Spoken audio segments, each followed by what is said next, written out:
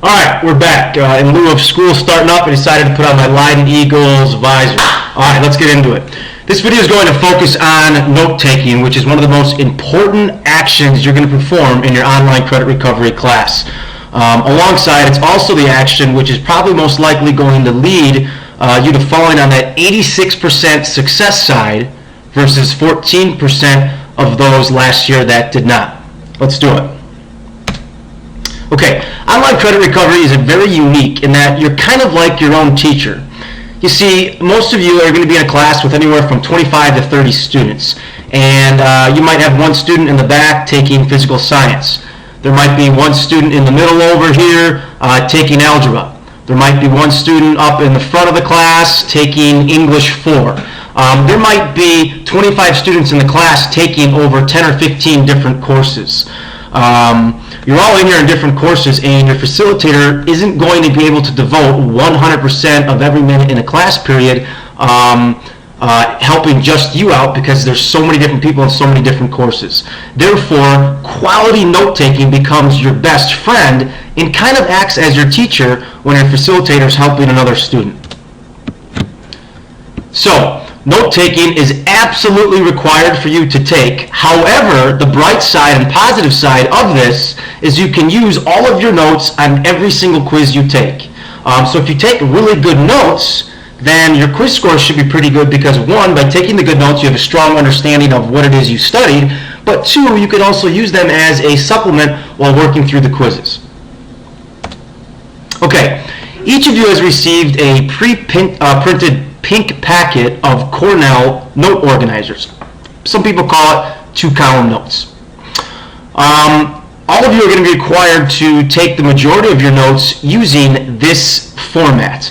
At the bare minimum, we want you to take notes using these Cornell note organizers. Now, remember that while using Cornell notes, the main ideas of what you're studying go in the smaller left side column, and specific details and examples that support your main ideas go in the larger right-hand column.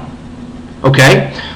Your facilitator would be more than happy to help show you strategies for using the Cornell notes while working through your Apex class. Just ask them. So again, all of you guys have this packet. There should be enough organizers in this packet to get you started through at least half of the course, if not more. When you run out, we're going to have plenty of extras in each classroom that you can just add to these organizers.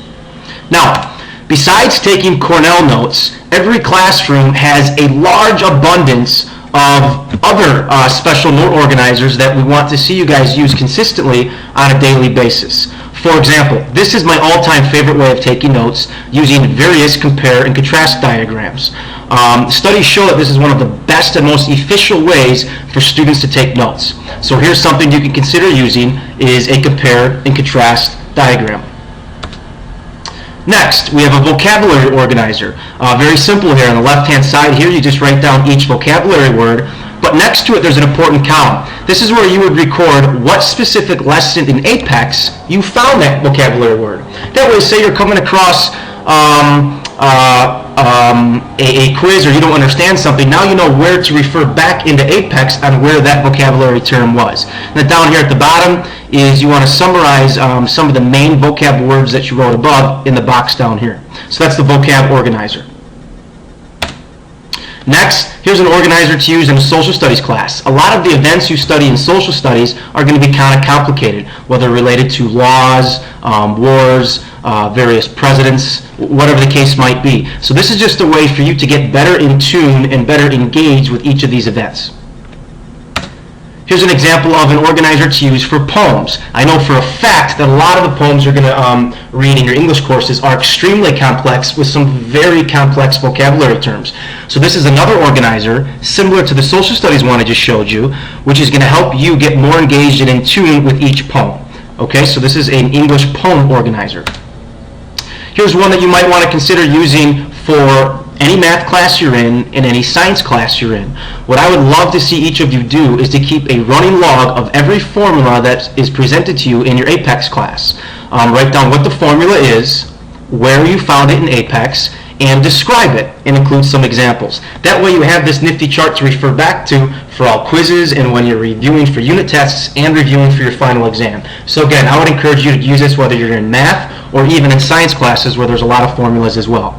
Bottom line, we have in every classroom some kind of note organizer for everyone. Okay, but you need to take it upon yourself to freely grab any organizer during any time during a class period based on what you're studying. Now, besides taking your own personal notes, some of you are going to be required to take a little bit extra.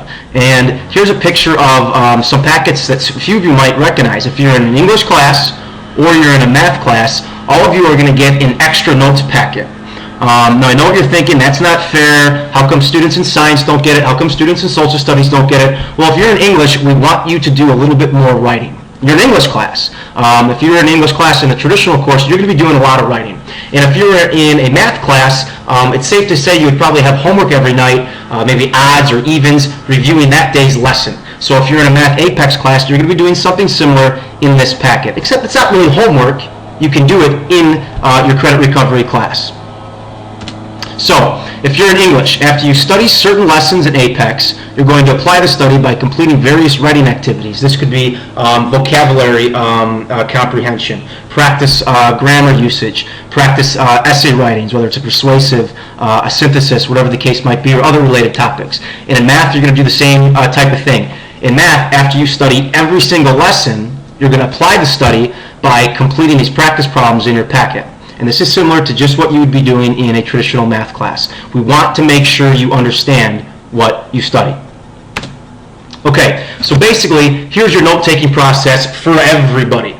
Okay, step one, you're going to read the lesson. This includes completing the check your understanding problems. Every Apex lesson has check your understanding problems built into the lesson. Usually they're multiple choice and they give you instant feedback right away.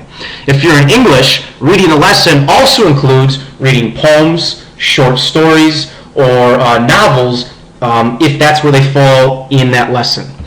Okay, after you read the lesson, you're going to take notes either when you're done reading the lesson or most likely while you read the lesson. And you're going to take those notes using the Cornell note organizers that we've given you, alongside using all those extra organizers that we have in the classroom. Compare and contrast, vocabulary, social studies event organizer, English poem organizer, math and science formulas, etc., etc.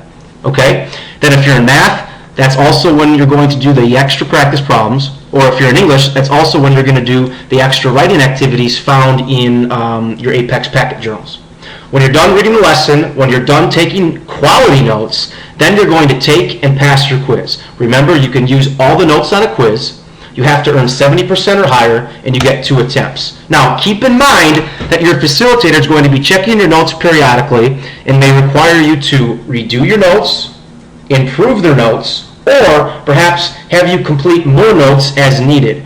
Maybe your facilitator would have liked to seen you use the compare and contrast organizer comparing polynomials and trinomials, and you didn't do it. So they might say, all right, I want you to go grab a compare and contrast organizer and I want you to fill it out showing me your comparison and contrasting of polynomials and trinomials. Okay? Bottom line, again, note-taking is critical. Which side do you want to finish with? Do you want to be on the 86% side? Then you have to take good quality notes. Thanks.